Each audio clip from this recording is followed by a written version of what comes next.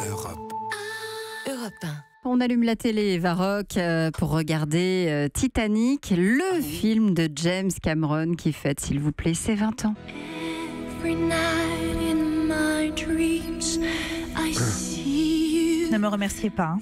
Oh, si.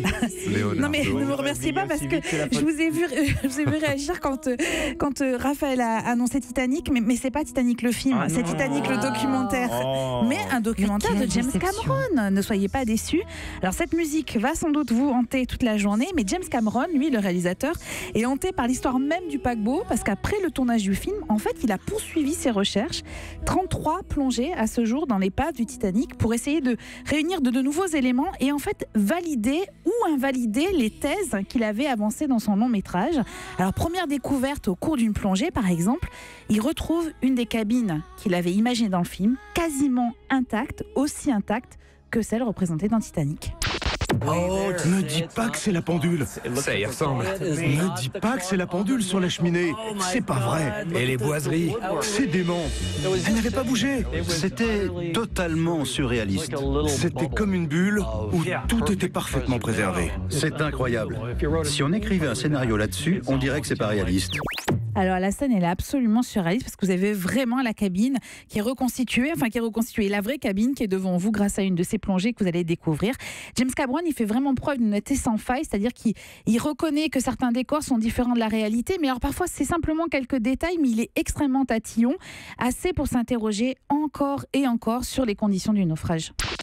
Ça fait 20 ans que je dis que la proue a sombré et que la coque s'est cassée. Mais je n'en ai pas la preuve. La science n'a pas encore apporté de réponse. Alors je me suis dit, on va faire une maquette. Je ne peux pas affirmer que c'est ce qui s'est passé, mais je veux pouvoir confirmer que c'est une possibilité. Comme ça, je ne serai pas obligé de refaire ce fichu film. Et il prend cette maquette et il va vraiment prendre en place toutes les théories scientifiques pour expliquer ce naufrage. Alors le documentaire vous plonge dans toutes ces recherches, donc menées par James Cameron et son équipe, pour comprendre ce qui s'est passé ce 14 avril 1912. Et au bout du compte, il reconnaît qu'en fait 50% du film relate les faits avec précision. Mais il n'oublie pas surtout qu'au-delà de ces explications rationnelles, il y a aussi des histoires humaines, comme quand il se retrouve face aux descendants d'un couple décédé pendant la tragédie. À la fin du film, je ne voulais pas me lever. Je ne voulais pas sortir du cinéma. Merci. J'étais captivé. C'est grâce à la précision du travail que vous avez fait en tant que réalisateur pour que ça ait l'air authentique. Alors c'est un documentaire étonnant, parfois un peu trop technique, mais quand même la curiosité incite à rester devant l'écran. Et puis vous ne serez même pas obligé d'entendre de nouveau ça.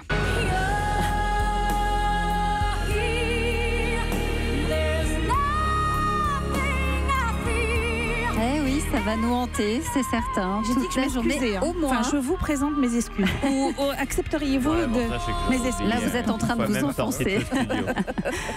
Europe. Europe 1.